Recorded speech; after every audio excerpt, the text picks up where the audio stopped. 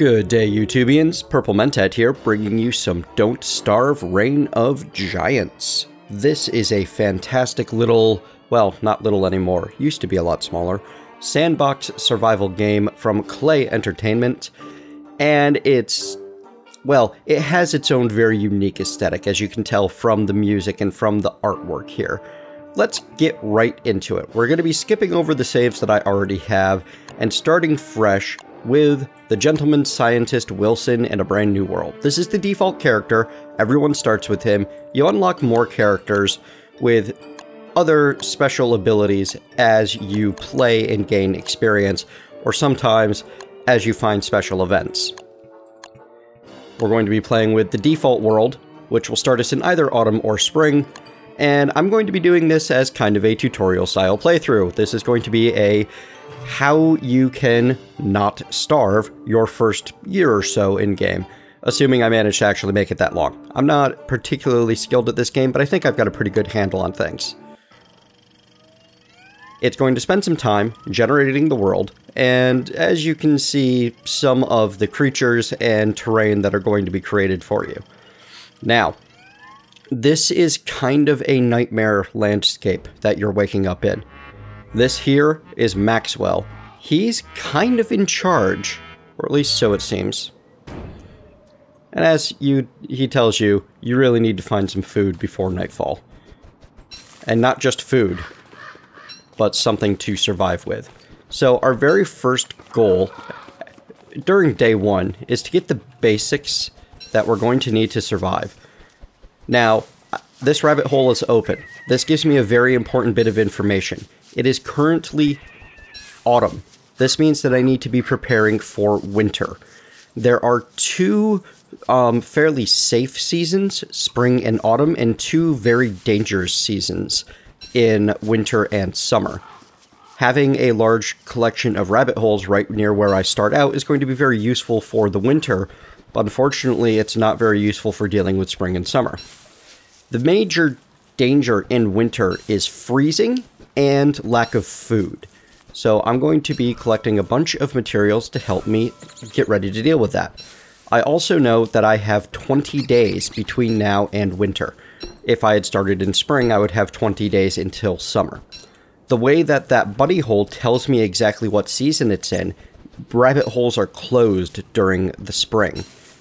They do not spawn rabbits, and they show up as little rubbled over burrows instead of what you saw there back in the savanna biome. Now, where I'm running around picking up the bulk of the resources right now, this is a plains or grassland biome. I forget the name of it.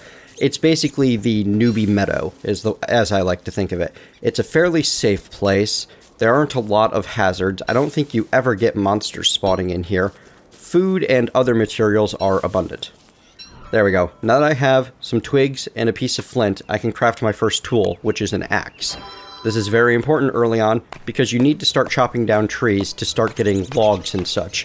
You will need logs to survive the night, or at least to do so with any sense of grace. Now, you can see up underneath the clock that there are 3 meters, and these are all essential to survival. The heart is health, that's a simple one. The little brain there, that's your sanity, and while that's kind of not the greatest mechanic, they at least approach it in a fun way and don't starve, which makes a little bit of sense since, well, considering you are in a bit of a nightmare dreamscape and everything is wrong. But we'll get more into that later. And then the titular survival bar, hunger. You can very easily starve to death in this game.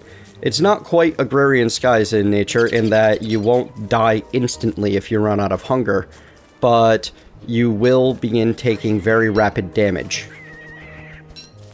Alright. Plenty of berries. So, in one 16-hour day, as you can see, there are only 4 hours per day, quarter of the clock. One 16-hour day takes about 8 real-world minutes. You will use, on a standard character, 75 hunger in that day. You can replace that 75 hunger with about 6 carrots or berries. So now that I have 12 carrots and berries, I have enough to make it through not only today, but the next day as well. This means that I can stop focusing so much on gathering food for the moment and start looking for other key resources. When I'm dealing with an impending winter, the key resources I'm going to be looking at are things to keep me warm and things to keep me fed. That's why I'm gathering so much grass. Grass and twigs can be used to make traps, which will allow me to catch the rabbits during the winter. That's going to be very helpful because I will be able to continue feeding myself all winter long. Now, for nighttime, I'm going to be using campfires at first, which use 2 logs apiece and 3 grass. So I'm already well over the amount of logs that I need, but it's not a terrible idea to get about a stack's worth or 20 logs chopped up, which will make this the last tree that I cut down anytime soon. Now, we have left daytime, and we're moving into dusk. I can see that I have 4 hours, or about 2 real-world minutes, between now and nighttime, and there's going to be about 90 seconds of nighttime. That's kind of perfect, because your campfire, I believe, burns for 120 seconds. I'm now not 100% certain on that. In any case, 1 log that's added to a waiting fire will add 90 seconds to the burn time, so you can kind of tailor exactly how long you need your fire to burn based on that information. Now we're going to start doing some serious exploration. You can see that in the dark my sanity is slowly lowering. You want to be careful with mushrooms. Most of these have a serious downside if you just flat out eat them, even after you cook them. We'll get into cooking food once it's time to stop for the night. Okie dokie. I am in desperate need of 1 more piece of flint before I'm really ready to survive. Because I need to make a pickaxe so that I can start mining up rocks and getting even more flint. Okay, so... oh, hey, look. These are pig houses. They're one of the indigenous species of this strange land that we find ourselves in. Pigs are very, very useful. They can provide not only companionship, which will increase your sanity, which, as you can see now that it's dark, is slowly lowering, but they can also provide manure, which sounds gross, but is a key to being able to survive in the long term. Manure and other fertilizers are very, very useful for establishing a permanent base. That was a gobbler I just scared out of that berry bush. Kind of a useful creature, but not super easy to trap. And since the Reign of Giants DLC, I have not actually successfully trapped one. Oops. You want to build a campfire as soon as you can. Oh no. Having some issues. There we go. So, you lose sanity. Well, let me show you what happens. You walk out into the darkness, the pitchy black. You lose sanity rapidly. And you hear that awful noise? That's the, basically the Gru, referred to as Charlie. It is a monster that will hunt you and kill you in the darkness. Now, the lower your sanity gets, the more dangerous the world becomes to you, because you will start to hallucinate, and then those hallucinations will start to get more solid and more real, because they're not actually hallucinations at all. They are, in fact, real threats. Okay, I have nothing else that I can do here, so I'm going to cut out the camera for about 60 seconds until morning dawns. Alright, we're just about at dawn now. I want to talk about cooking. When you cook food, almost universally, it gains more than it loses. You are going to be better off. The thing is, you can see that all of these food items have kind of an orange bar or something like that. I'm not certain on the color behind them. And that's because they can spoil. Spoiled food is bad for you. Cooking food will reset and remove 50% of the spoilage that it has already suffered. You can eat food that's up to 50% spoiled without penalty. So if you get your food even down to what looks like half gone, you can still kind of revive it a bit by cooking it over a fire. However, mushrooms, you don't want to eat random mushrooms that you find in the world. They're not healthy. Just as a word of warning, I believe that the red caps will be a significant hit on your health if you start eating them, and the green caps will be a significant hit on your sanity.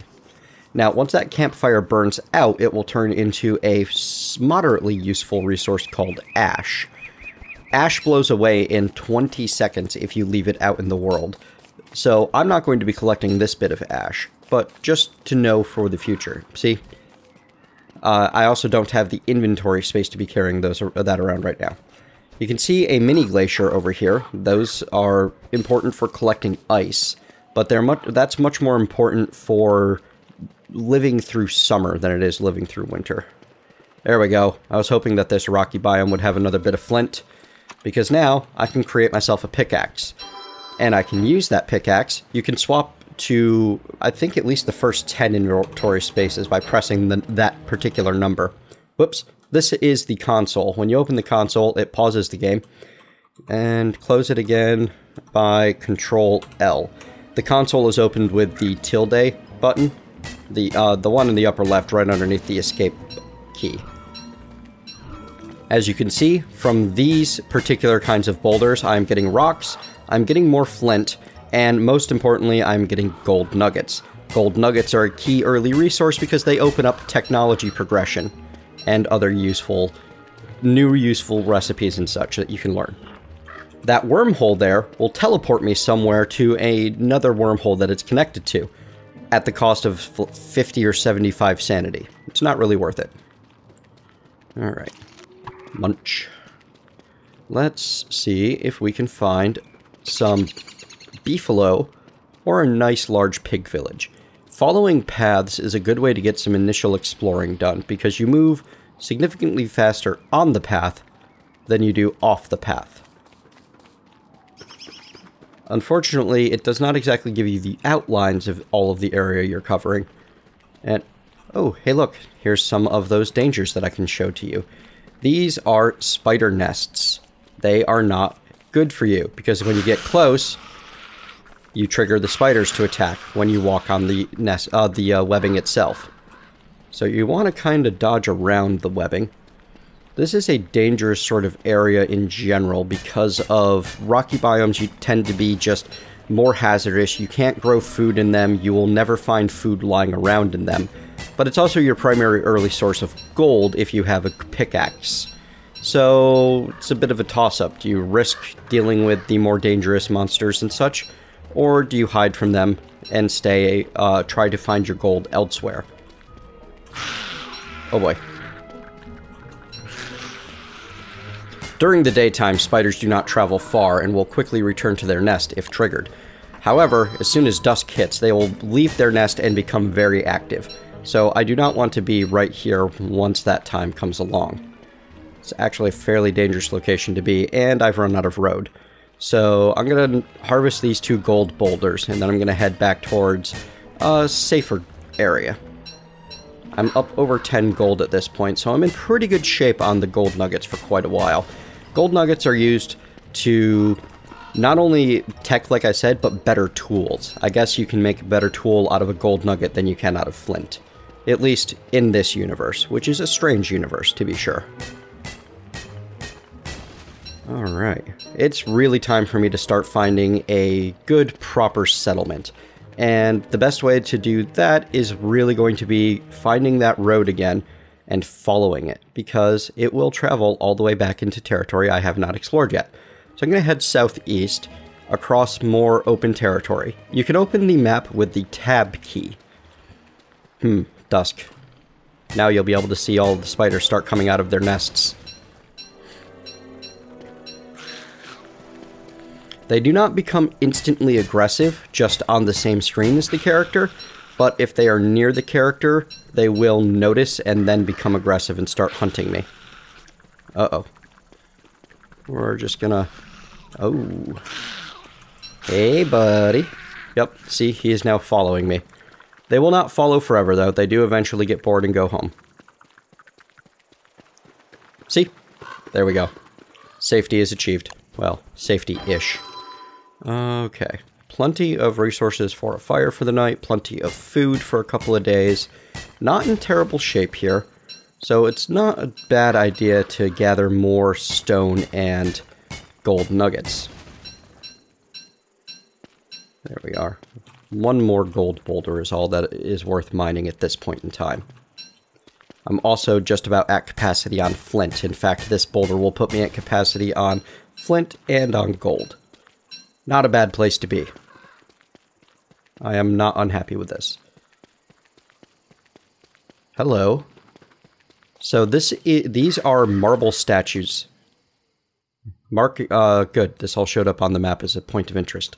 This is a set piece. They are little, sometimes traps, sometimes bonuses that spawn. That one's not much of a bonus or a trap, but it does have a couple of marble statues, which I could mine to get some marble. Marble being fantastically useful stuff that is used to... Oh, pardon me.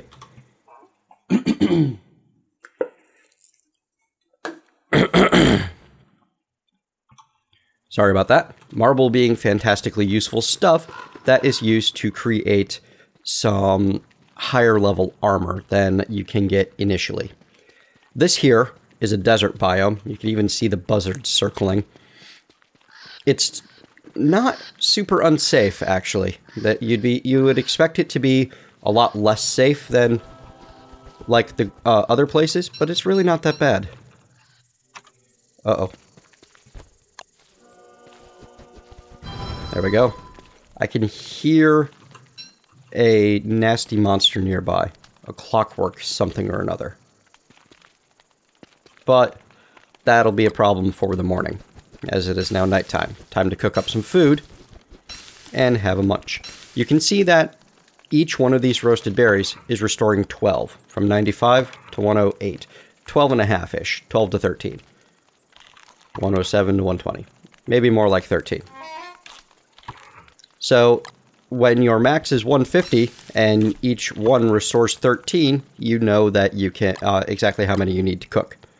Now, with vegetables and fruits and such, they actually spoil slower if they are left in raw form. Once you cook them, they start spoiling a lot faster. Foliage is an item that I got out of one of those tumbleweeds that was tumbling by. It is used specifically to make, I believe, a kind of headdress. Let me find out. Foliage, is used only to make a decorative potted fern. They're not super useful. So there's nothing, no problem with consuming it to gain the 1 hunger that you will do by doing so. I'm not a particular fan of decorative-only items in a pretty intense survival situation. Alright. Spiky trees are like trees, but will not drop anything when you chop them down, in terms of, like, you won't get a pine cone to replant anything. Spiky bushes, if I run past another one, are exactly like saplings. You can get sticks and twigs out of them, but they will damage you when you do. It's 3 health to interact with one of them. So this looks like the end of this path, in which case we are going to get back on the path and follow it in the other direction. These bones can be collected using a hammer. Tumbleweeds are a fantastic resource. They can drop a lot of relatively rare materials. Maybe I didn't hear a scary monster. Maybe I'm imagining things. Or maybe Maxwell's door is right here. So Maxwell's door is the portal to adventure mode. I will be coming back to that at some other time. Okay, here's another little savanna. There's some bunnies there. There's a path running through it. Uh-oh. Hounds. Need to stay well away from that area. Hounds are very dangerous early on. I do not have the equipment that I need to deal with hounds. So yeah. And there's a hound nest down there. That's what one of them looks like on the map. And in fact, I might be able to get close enough. That's a hound nest. So stay away from... Uh-oh. 2 of them spotted me. Time to do some running. Just being near shadow monsters like hounds causes a sanity loss. Oh boy, there's another nest right there. So I'm going to be spending the rest of day 3 running until the hounds lose interest. Or I get them near some pigs. There you go. Pigs will fight hounds.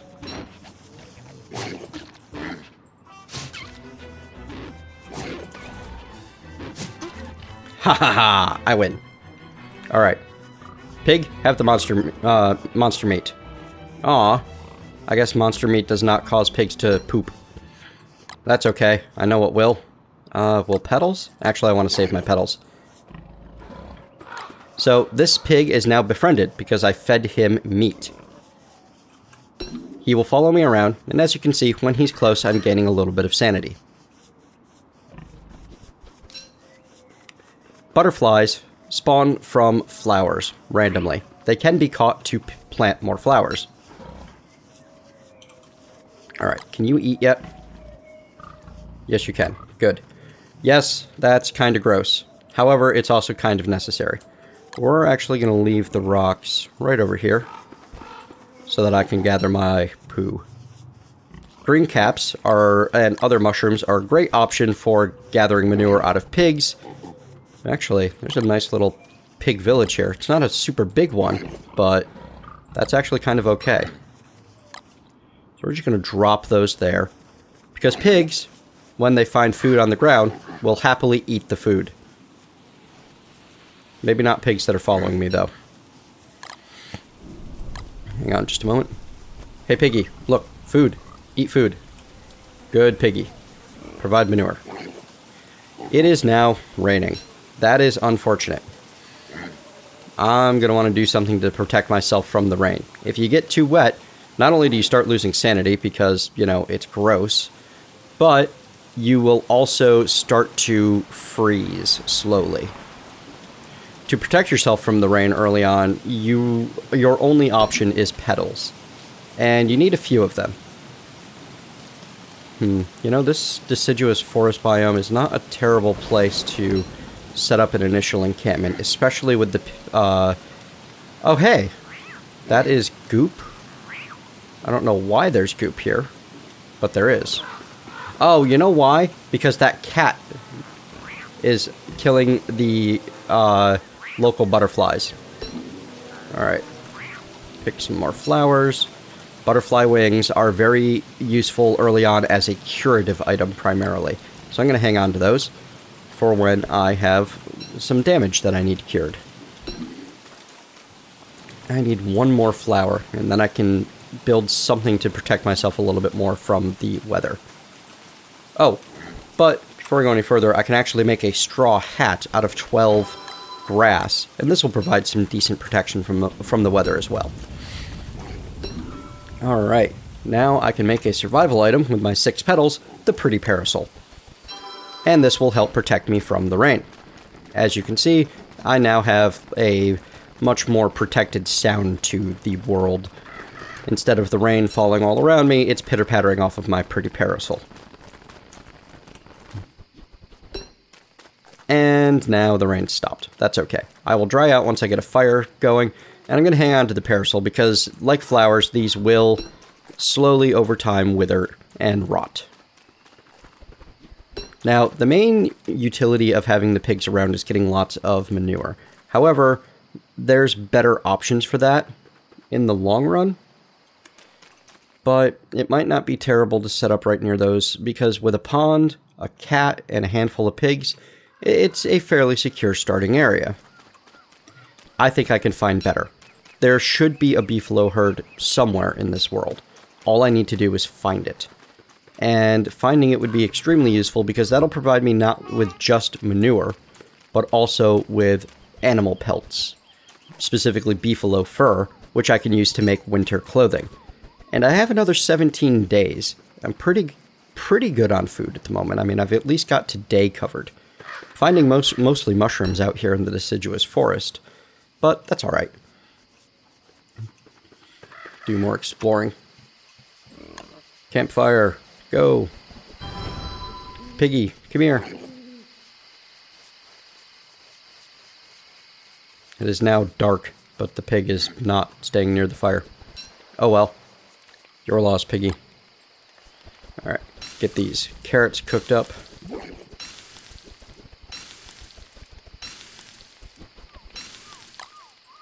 Put that on the ground for the moment. while I eat.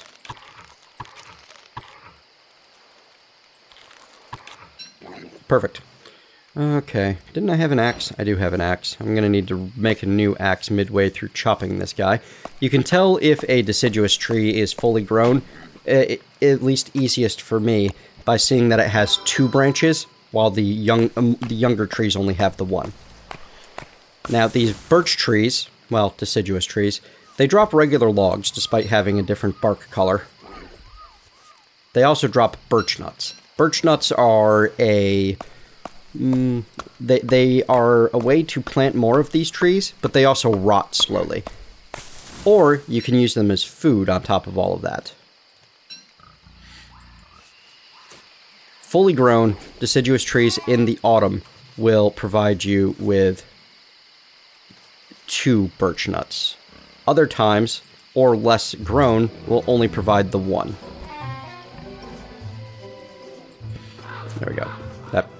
That pig was trying, Julian here was attempting to eat the birch nut. There we are. Do I want to give him my last? No, I'm going to cook my last carrot and eat it myself. He can have a green cap. There you go. Thank you. Gross. But worthwhile. Now, I'm collecting more petals still because my sanity's kind of low. Every time you do something inconsequential or make something beautiful, your sanity increases. By carrying around the Pretty Parasol, I am making myself feel better and increasing my sanity. You'll note that I found a couple of those animal tracks. Those will lead to something called a koalaphant. It is a very useful animal to find if you're prepared to fight it, because it will give... Ooh, here we go! Check this out. So this is the metal potato thing, one of the 5 things that you need to effectively finish the map. And this is also a nice, early, free starting area. This little base is one of the set pieces. I believe it always spawns around the metal potato thing.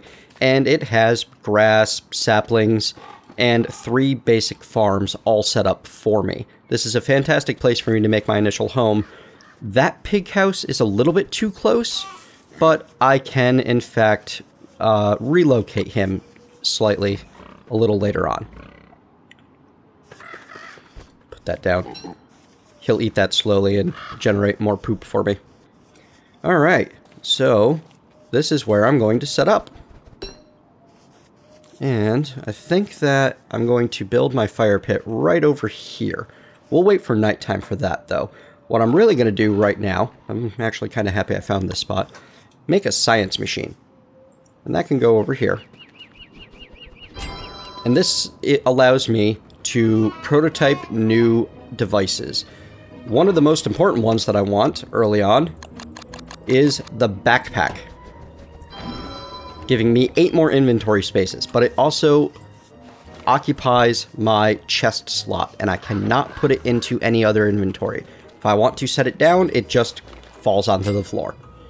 However, 8 inventory is pretty nice. It can catch fire and burn, but it does not actually burn everything inside of it when that happens. So, not bad. Now, I also have a handful of carrots as kind of a lucky for you, and a free shovel.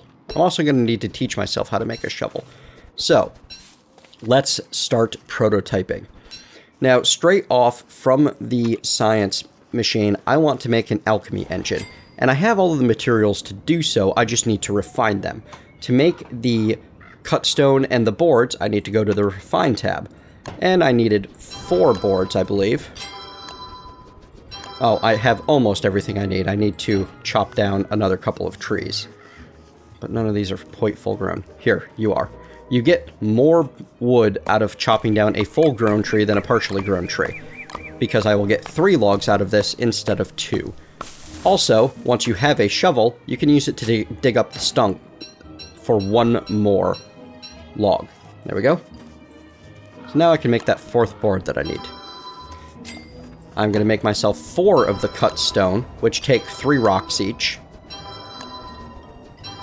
2 of them will be used with 4 of the, what is this, gold nugget? Yes, to make 2 electrical doodads.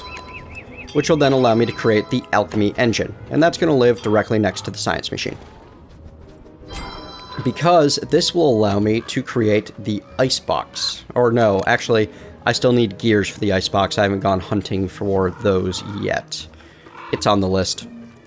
Alright, so get myself some more logs so that I have enough fuel to survive the night. And re-equip my pretty parasol. Oh, actually I'm good on the sanity at the moment, aren't I?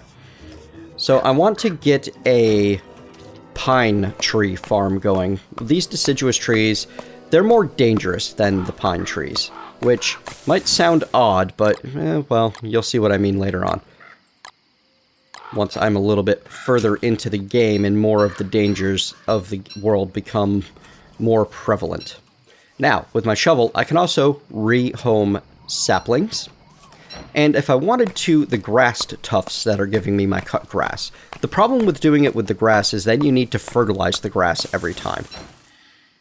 Here we are. Bump, bump, bump. And look at that. Another bit of good luck.